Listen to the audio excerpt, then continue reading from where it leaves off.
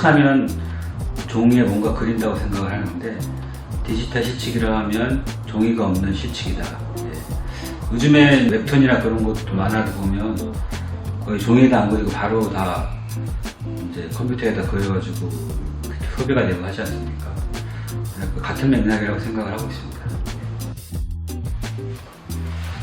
저는 울산문화재연구원의 부장으로 근무하고 있는 김현식이라고 합니다. 우리 연구원 같은 경우에는 이제 유물을 기록하는 것은 이제 완전하게 디지털로 전환이 되었습니다. 도입한 게 올해 5월달이고 본격적으로 사용한 것은 아마 한 6월달일 겁니다. 지금 10월인가요? 10월까지 4,000점 정도 이제 디지털 실측으로 완료를 했습니다. 근데 그 한 과정에서 이제 뭐 많은 년이 한 것도 아니고 한 명, 두 명이 현장 갔다가 남는 시간 한 것이기 때문에 예전에 만약에 현실측으로 한 시스템이었다면 상상도 못한 일이었죠.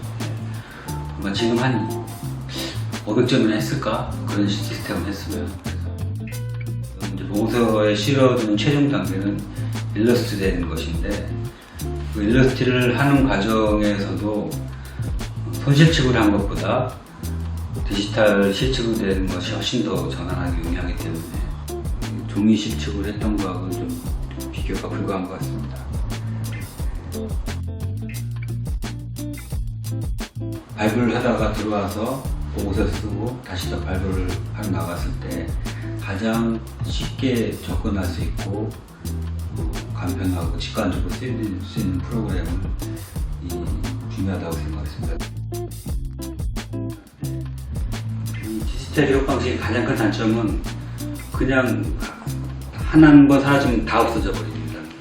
제일 큰 단점이. 예를 들어가지고 우리가 현실측으로 남겨놓으면 그게 오래되더라도 빛이 누래지기는 하고 뭐 훼손되긴 해도 일부분이라도 남아있는데 디지털 기록 방식은 이게 무한용도죠. 아예 사라지거나.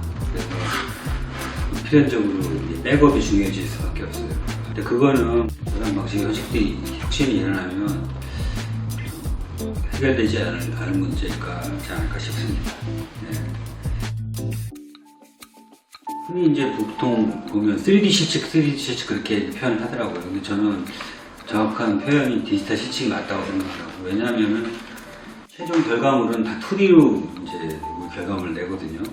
그 2D를 내는 과정을 좀 빠르고 이제 편하게 하기 위해서 3D 모델링이라는 이제 과정을 겹치는 건데, 3D로 갔다가 다시 2D로 가는 과정이 좀 불필요한 것이 있지 않는가.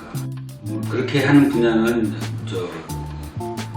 아마 이쪽 분야밖에 없을 거예요. 그건 이제 약간 고고학의 학문적인 특성인데, 그게 이제 옛것을 공부하는 학문이라서 그런지 몰라도 쉽게 변하지가 않고, 또 과거에 이용하던 방식들을 고사하려는 어떤 그런 것들이 있어요.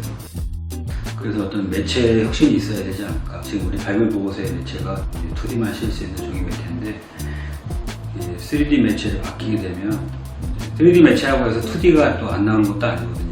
2D는 얼마든지 3D 데이터를 3D 모델링만 있으면 뽑아낼 수 있기 때문에 3D를 한다고 해서 2D가 사라지는 게 아닙니다. 여러 가지 다양한 시도도 할 수 있어서 그 자체가, 뭘 없애는 자체가 혁신이 되지 않을까.